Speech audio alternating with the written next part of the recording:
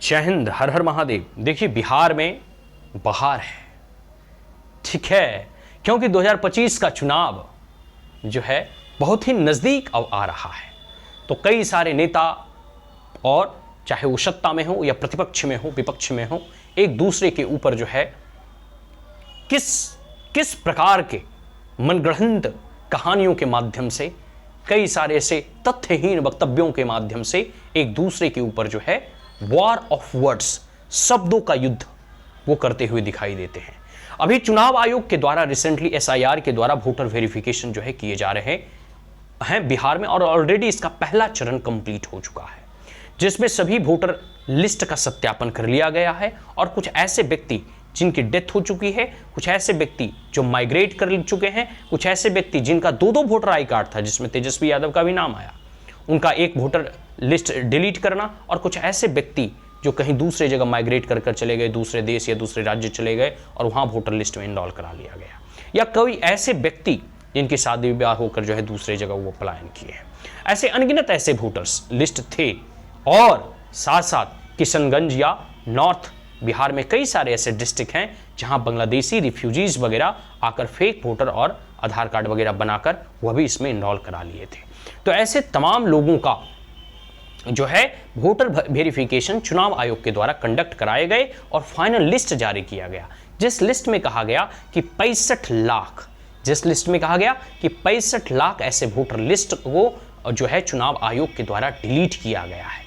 और चुनाव आयोग ने 1 महीने का समय दिया है कि कोई भी ऐसा व्यक्ति हो जिनका वोटर लिस्ट से नाम डिलीट हो गया हो या वोटर लिस्ट छूट गया हो, तो आकर वह जो है सत्यापन करा सकते हैं या जो है अपील कर सकते हैं। यह चुनाव आयोग के द्वारा स्पष्ट जो है कहा गया है। लेकिन विपक्ष जो बार बार यह दंभ भरती है, और खास करके तेजस्वी यादव भी कहते हुए दिखाई दे रहे थे, उन्होंने मीडिया रिपोर्टर में दिखाया था कि देखो कहां हमारा वोटर लिस्ट है, ये तो हटा दिया गया, डिलीट कर दिया गया, जिसमें चुनाव आयोग ने फिर जो है स्पष्टीकरण दिया कि तेजस्वी यादव का दो जगह वोटर लिस्ट था, एक जगह रहा और एक जगह डिलीट कर दिए गए।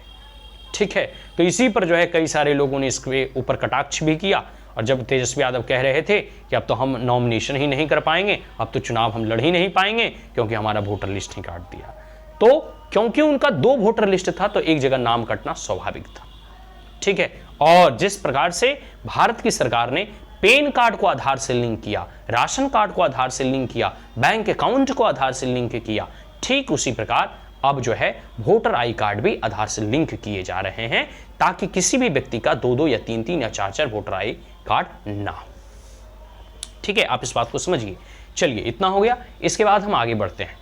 तो इन 65 लाख लोगों में जो कल तक यह दंभ भर रहे थे कि इसका वोटर लिस्ट से नाम हटा दिया जाएगा, उसका हटा दिया जाएगा, उसका काट दिया जाएगा, उसका नाम मिटा दिया जाएगा, इन 65 लाख लोगों में कोई एक व्यक्ति भी खड़ा होकर अभी चुनाव आयोग के सामने नहीं आया है, और ना ही वह सुप्रीम कोर्ट में गया है कि देखिए, ना ही हाई कोर्ट में गया है कि देखिए हम जीवित हैं और चुनाव आयोग ने बिहार में हमारे डाटा और हमारे जो है वोटर लिस्ट हैं डिलीट कर दिया है। ऐसा कोई भी व्यक्ति दिखाई नहीं देता, ऐसा कोई भी व्यक्ति आपको जो है आकर मीडिया रिपोर्ट में कहते हुए दिखाई नहीं देता। पता है क्यों? क्योंकि जो इस देश का नागरिक है, जो भारत की जो है सिटीजन हैं, उनमें से किसी का भी नाम नहीं काटा गया है। रीवेरिफिकेशन में सिर्फ उसका सत्यापन किया गया है। लेकिन जो फेक वोटर हैं, जो बोगस वोटर हैं, जिनके 2 जगह आइडेंटिटी कार्ड हैं, स्वाभाविक सी बात है एक जगह नाम तो उनका कटेगा ही कटेगा।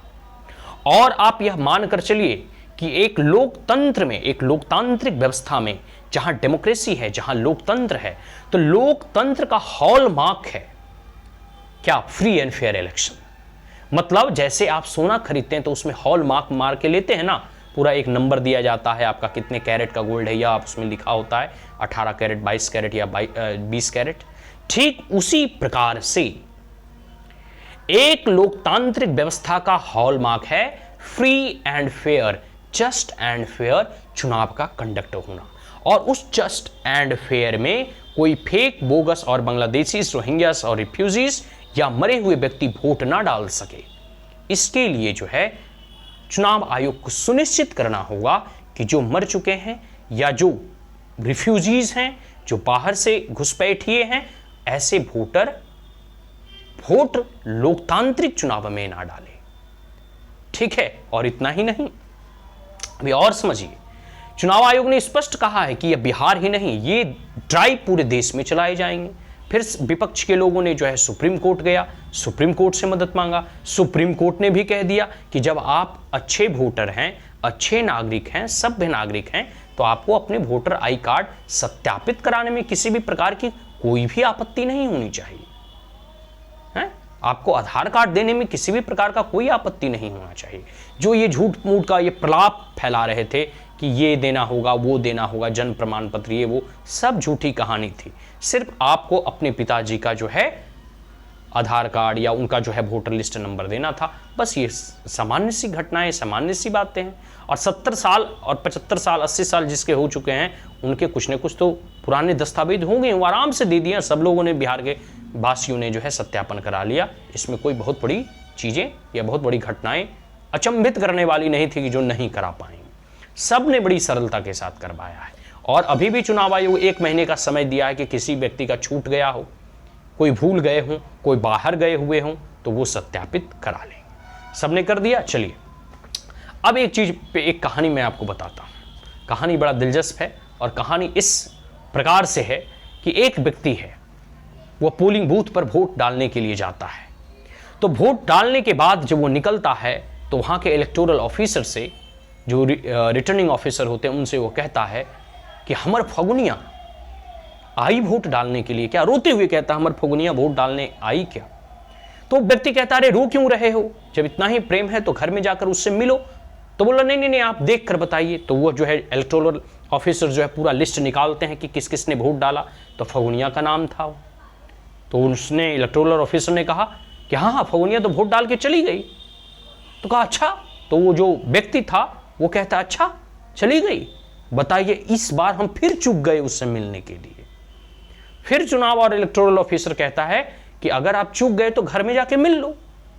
तो वो व्यक्ति रिप्लाई करता है कि घर में हम कैसे मिल सकते हैं, वो तो 20 साल पहले ही हमको छोड़कर ऊपर चली गई। तो इस प्रकार के धांधली, इस प्रकार के जो कह सकते हो ना कि जो व्यक्ति मर चुका है, जो व्यक्ति का फेक वोटर आई कार्ड है, या जो व्यक्ति का 2-2 3-3 वोटर आई कार्ड है, वो इस प्रकार के जालसाजी में इन्वॉल्व रहते थे। और यही लोगों को यह भय सता रहा है कि ये फेक और बोगस वोटर, अवैध घुसपैठी और रोहिंग्यास और बांग्लादेशी रिफ्यूजीज जो इनको वोट डालते थे, अब इनको यह वोट नहीं मिलेगा। इसलिए ये लोग जो है चिढ़े हुए हैं, तिलमिलाए हुए हैं, भवके हुए हैं। तो लालटेन भभकने के बाद बुत ही जाती है। आप इस बात को समझिए, हम किस ओर इंगित कर रहे हैं। तो इस बार बिहार के चुनाव परिणाम भी आप देख लीजिएगा कि सत्ता में दोबारा नीतीश बाबू कैसे फिर सेहरा साजकर जो है दुल्हा बनने को तैयार होंगे। तो आज के लिए इतना ही। लेकिन फिर मैं एक बार कहूंगा कि यह चुनाव आयोग का जो ड्राइव है पूरे देश में वोटर वेरिफिकेशन का, यह जरूर कराए जाने चाहिए। ये देश हित में है, लोकतंत्र के हित में है, और just and fair, free and fair चुनाव के हित में भी है। आज के लिए इतना ही। जय हिंद, हर हर महादेव, जय बिहार।